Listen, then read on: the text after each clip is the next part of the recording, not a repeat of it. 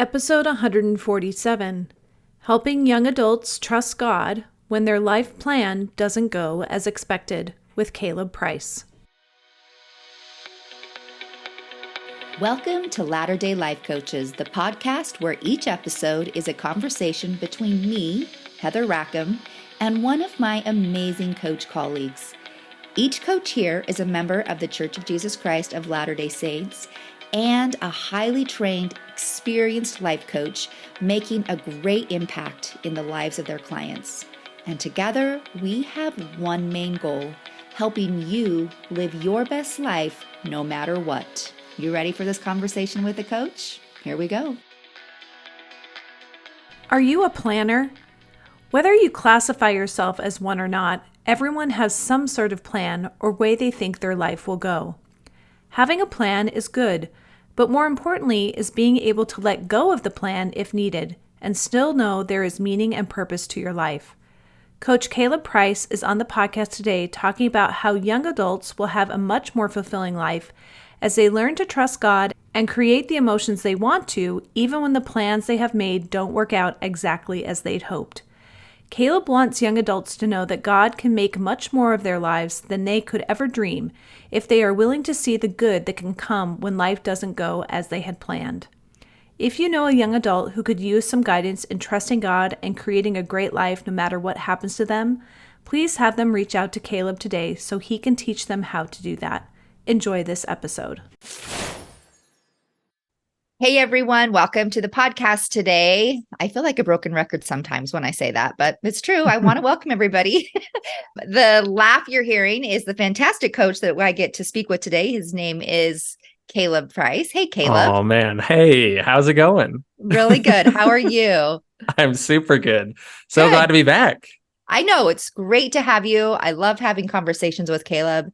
Caleb is one of the coaches here that is on the younger end of the spectrum, which he offers this, that age brings some great, I don't know, you just offer some good variety and some good perspectives that I think it's good for all of us to hear. So no matter the age of anybody listening, Caleb he's full of good wisdom and advice. I appreciate that.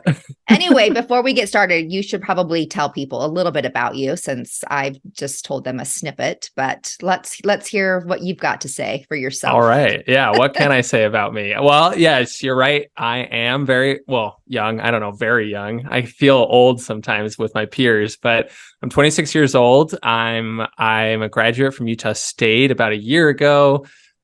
Living down in Tucson, and I've been a coach actually for almost about 2 years now. And so I think that's pretty crazy because before, coaching used to be such a new thing. I think I've only been introduced to the concept really 4 years ago. And now it's like quite a big part of my life. It's not my full-time job. I work as a software developer full-time, but I love coaching young adults in my evenings and mornings, helping them with their anxiety and stress and figuring out what they want to do with their lives.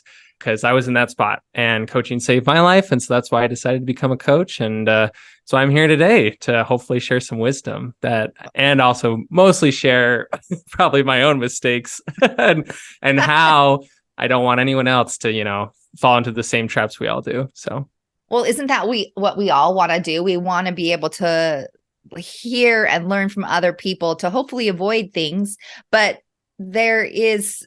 obviously there's things that we can't avoid in our life. There's things we have no control over, right? And so it's just learning the things to help us better navigate through those things that come our way. So thank you for sharing that with us. And I'm glad you have a job that allows you to then also do this, working with younger people because we need you. The world needs you. So thank you for making it work. Thank you.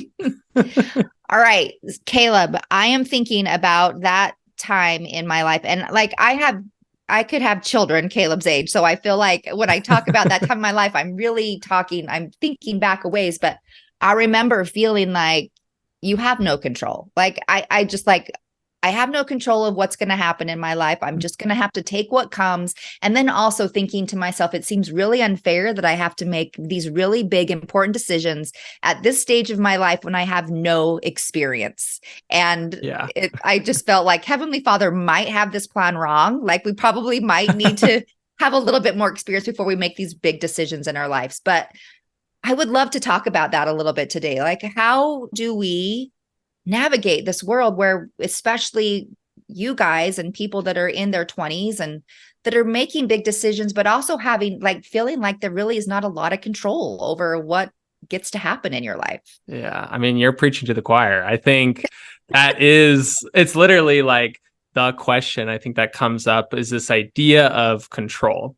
Because when we're raised in an environment with our families, it feels like we have some semblance of control. We feel like, I don't know, at least like you're under, the sort of like subjection, quote unquote, of your parents. Like you're in their household, but at the same time, you have so much freedom to kind of just be you and kind of just like enjoy. But then as you get older, you start approaching that point where you start wondering, well, what is like the thing that I'm going to do? Where am I going to go? What am I going to study?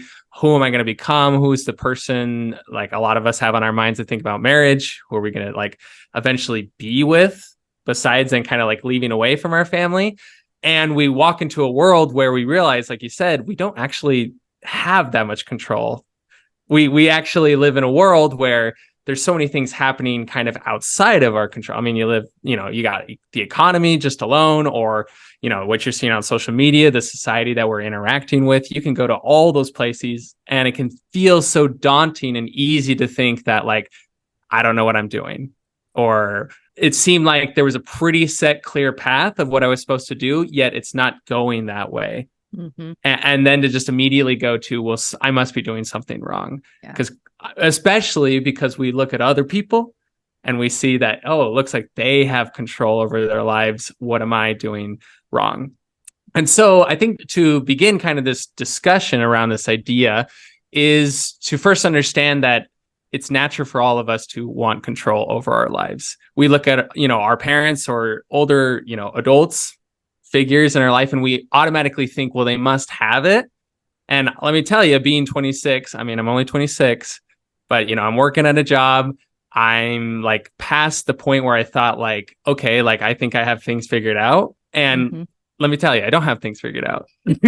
We're all just making it up. Well, we know none of us ever do, right? Like I'm almost 50 and I'm still still working on it, but yeah. Exactly. And that's the point, is kind of just breaking this idea that there actually never has been quote unquote control.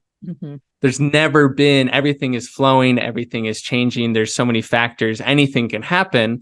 And instead of dwelling on that in terms of a negative thing, let's dwell on it in terms of a positive thing. Maybe that's actually quite amazing that we don't have any control, because guess what? Maybe we don't even know what's best for us. God does, or the universe, or wherever you are in that. Maybe something outside of us knows what's best, and we know how to work with it, or we know how to flow with it, or we are even separate away from that idea of control. Our life is good kind of no matter what. And so just getting that foundational understanding that like just separating this idea of letting go and making peace with the idea that we might not ever really know, or might not ever really like have control, but we have a feeling, we have a guess, or we just kind of go for it and discover and create the amazing life that we just feel is right. Mistake at a time or whatever just feels good. We turn here, maybe we have to turn back there, and just like letting that process evolve naturally versus, I think, dictating it as if we were like, I don't know, a laboratory scientist and saying, well, this has to happen and this has to happen in order for me to have the quote unquote successful life. Yeah. I think what can be tricky about that is it takes, in the way I see it, like we can navigate that successfully, but it takes self-trust. And I think also trust in, you mentioned a higher power. And for the terms of for the means of this podcast, we are speaking to a Latter-day Saint. And so I think we can say, we believe in heavenly parents who are helping us navigate that. And yes. The combination of the two, trusting ourselves and trusting our heavenly parents is powerful. Like there's a lot of safety in that, but it's also very, very scary to trust, to rely that we will be okay, that we will make proper decisions. And So I think there's safety there, but it's also scary at the same time. So it's just learning to balance that.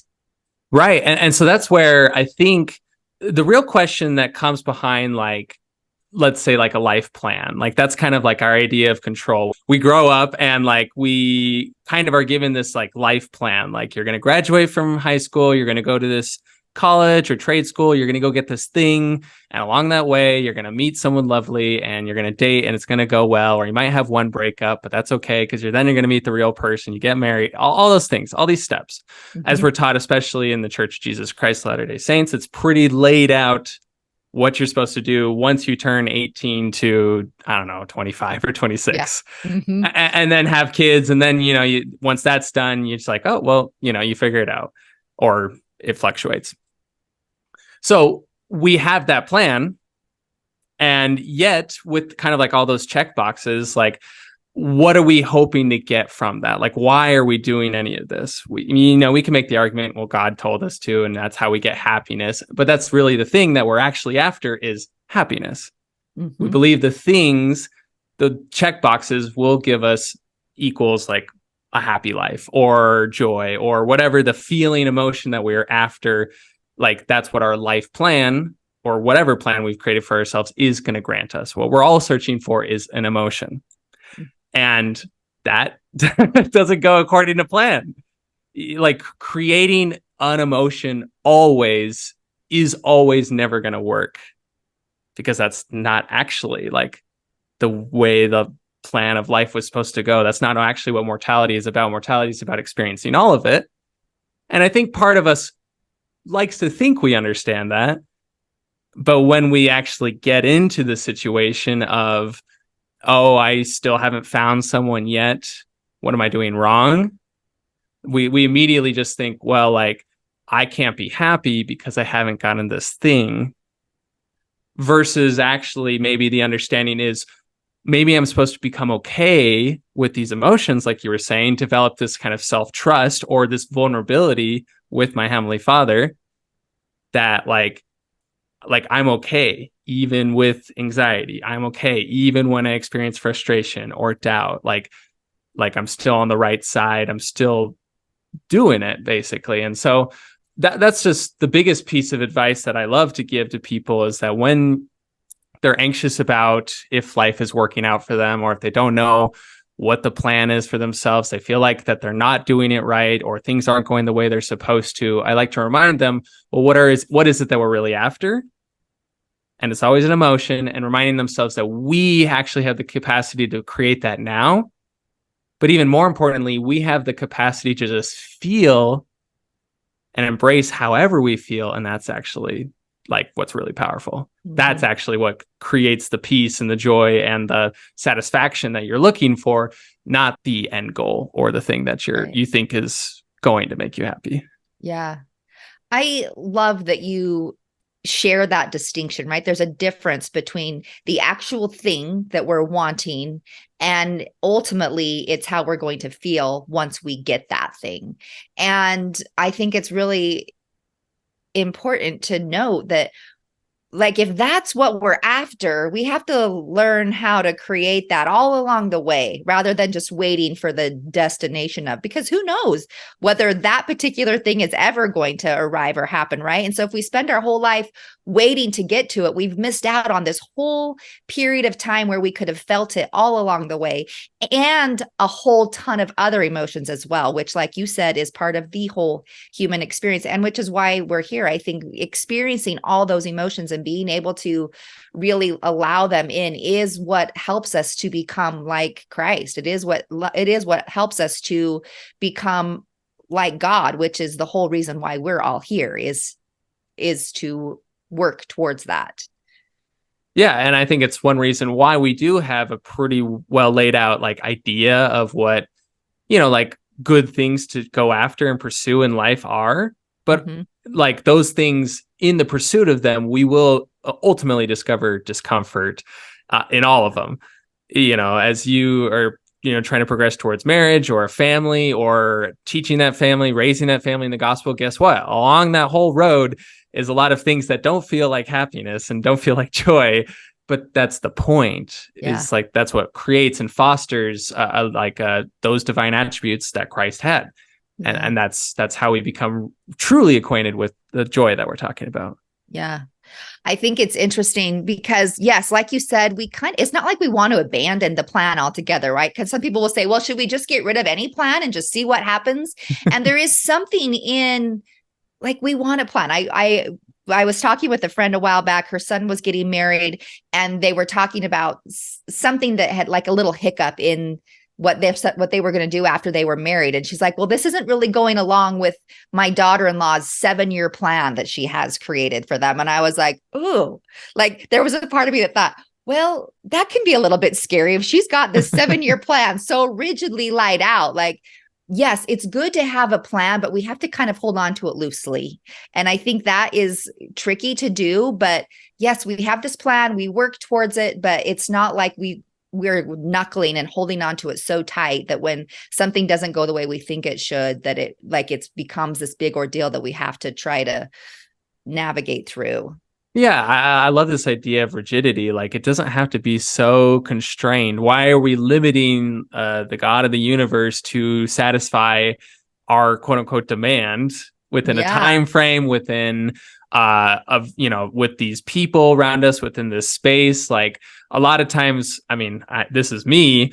I'd love to jump the gun when God gives me revelation. He's like, okay, go do this or this. I'm like, oh, it's because of this. I know it. And it's going to work out this way. Great. And I do it and it's great. It doesn't turn out the way I thought. And I'm like, oh, and so it's easy to think maybe I did this wrong. Maybe God, you just jumped to all those conclusions versus, no, I'm the one who jumped the gun here. I'm the one who put a box around this is the way it had to go. He's just asked me to, pursue finding someone to spend the rest of my life with, or pursue like a family and pursue like becoming like Christ. I'm going to discover what that looks like. He has a totally different idea probably than I do. And that's kind of part of life, is evolving that understanding. And so I love this idea of not being so rigid with it. You have no idea what it's going to look like. Why limit it to that? And that doesn't mean, like you said, don't have a plan, have an idea, have those goals, but don't make that mean anything like negative about yourself when it doesn't go that way. It's just, maybe there's a different lesson you're supposed to learn here, or maybe this is just, there's actually something amazing that you're missing out on by focusing on the lack, by focusing on the void, the negative, whatever you think is missing from your life. You're missing out by consequence of that, of focusing on that lack. You're ultimately missing out on the abundance that you have, or what you currently is amazing about your life. I had this visual come to my mind when you said, essentially we're limiting the God of the universe when we think that it can only go one way. And I had this visual of we're handing him 3 colors and saying, okay, this is all that you have to create with, when actuality, that would be so boring. But he is the ultimate artist of the universe. And so we want him to have all the colors. We want him to have full power and authority and creative license, I guess, because as an artist, I know he can create something far better than I ever could. And we do just tend to think, okay, I think we do have in our mind when we think this is the way it's going to be. It's like we're only handing him 3 colors and saying, here you go. Why would we try to limit him? He's amazing. Yeah. I think we see that when it's so easy, especially when so whenever I prepare, I like to do endurance events and runs and stuff. And I prepare for something and I do it and it's amazing.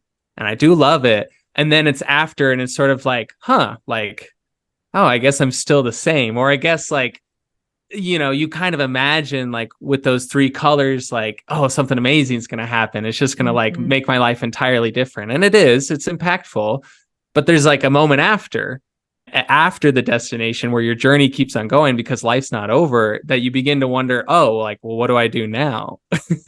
Whatever you reach that milestone in life, whatever it is.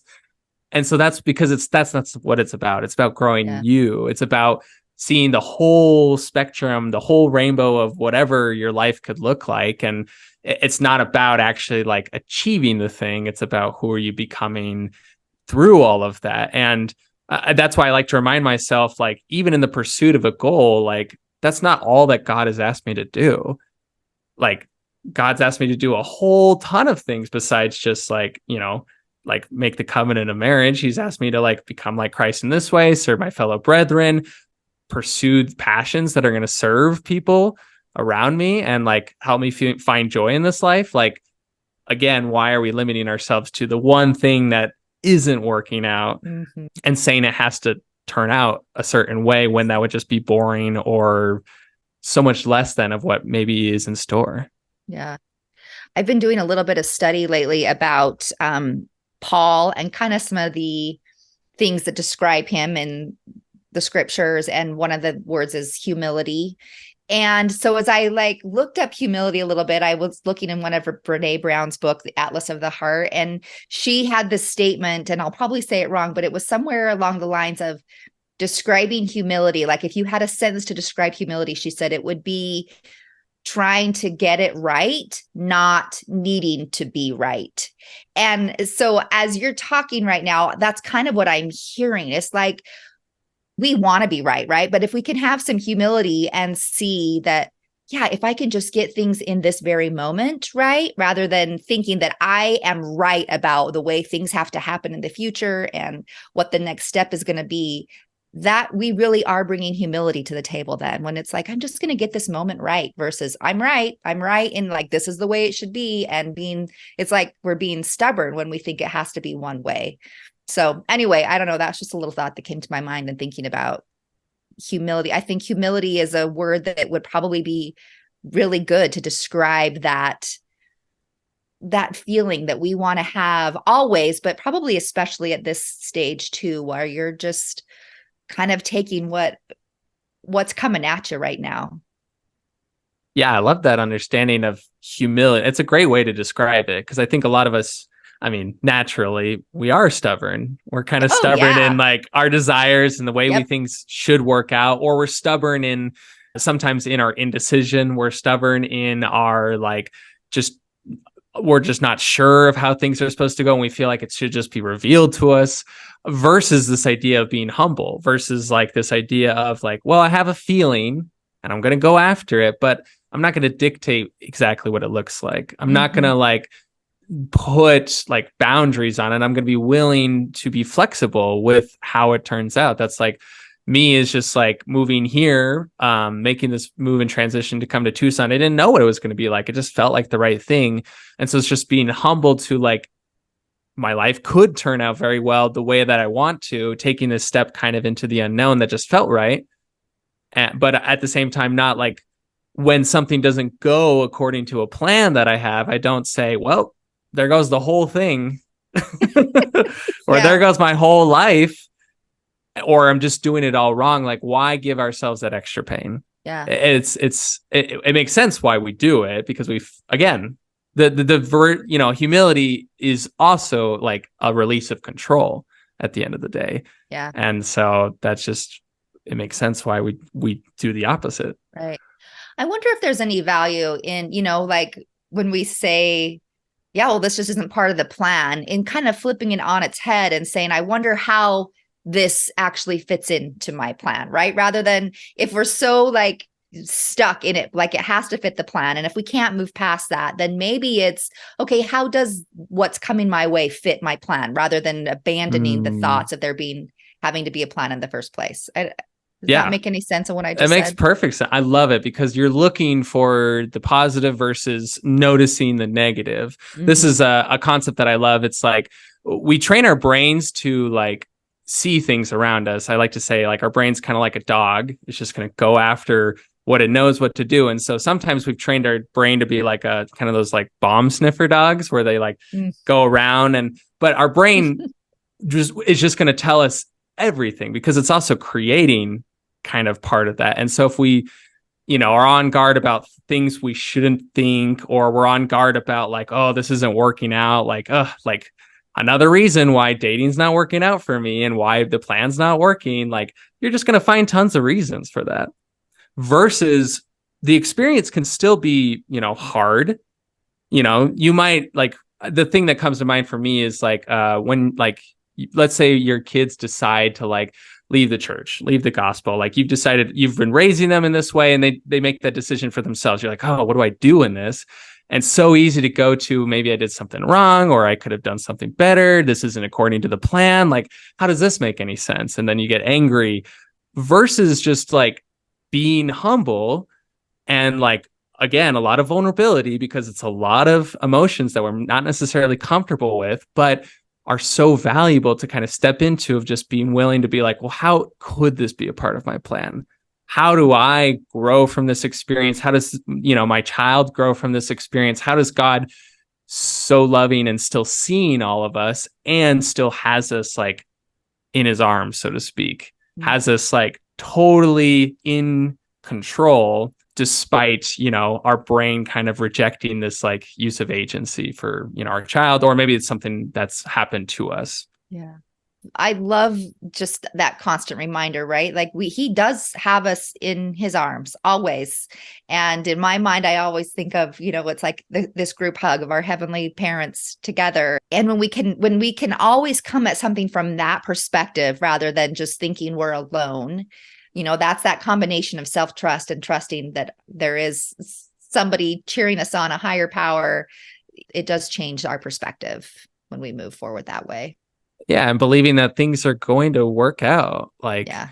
That has to come from something outside of us. Like, we can generate that self-trust, I believe, but I'm also a firm believer that like, you're not going to feel that all the time. Right. You're going to have to rely on someone. That's where God comes in. And it's like this natural back and forth. As we grow in our strength, we rely on his strength. And so it's just a beautiful reminder that we're the ones creating our life. We're the ones creating our experience.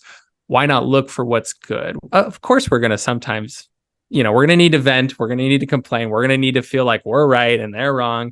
That's what happens. But always continue to remind ourselves of like the potential that maybe everything is going exactly according to plan. How does this fit into my plan? Or how do I want to choose to show up, even if this isn't, the way that I would have done it? Mm-hmm. Yeah, because ultimately that is the best question. I for in so many ways is, okay, this is what's happening. How do I want to show up? How can I still be the person that I know that I am and that I want to be in this moment? And there's a lot of power in asking that question. Yeah, I mean, it's a great question. I think it's something that we always ask ourselves, that, as well as like, if you get really overwhelmed with the whole big picture, like something as big as like, I don't know, you're single, you're a young single adult like me, and you're like, oh, marriage, or you're like, I don't know what to do with my major or career, or just like, I don't know what to do with my life after, like I've had kids, but I don't know what my purpose is. Like something as big as that, it seems so daunting.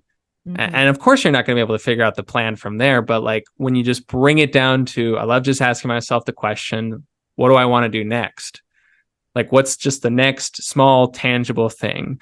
I'm trying to run a marathon. I can't run a marathon. I just ran 15 miles, like, I don't know, a month ago for this competition.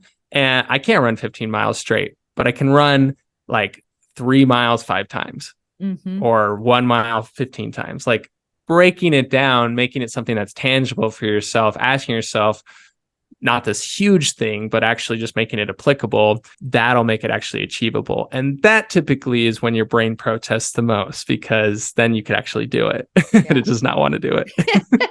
That's true. Well, because really what we're afraid of is that we'll actually be able to do it, right? We'll actually succeed.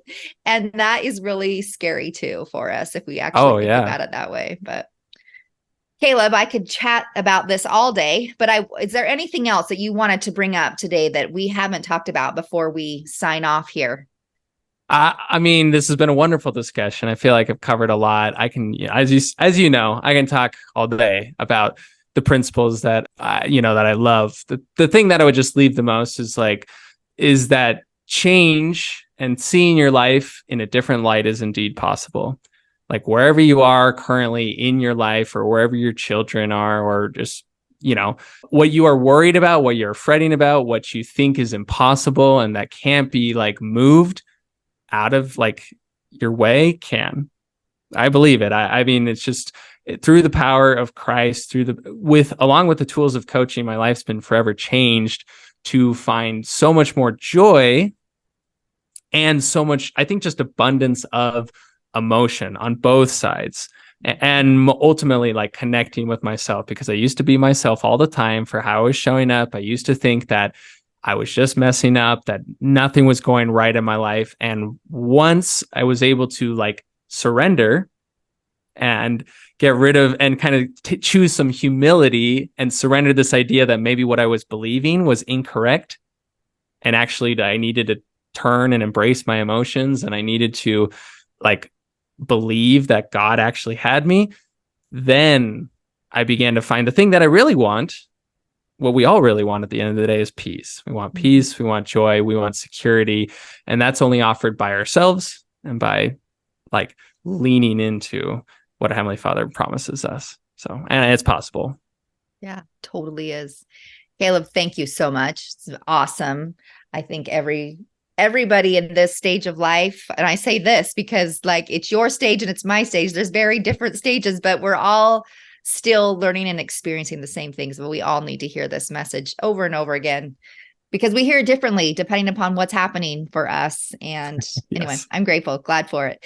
Before we leave, I need you to share with people where they can find you. Yes. So I have a website, calebpricecoaching.com.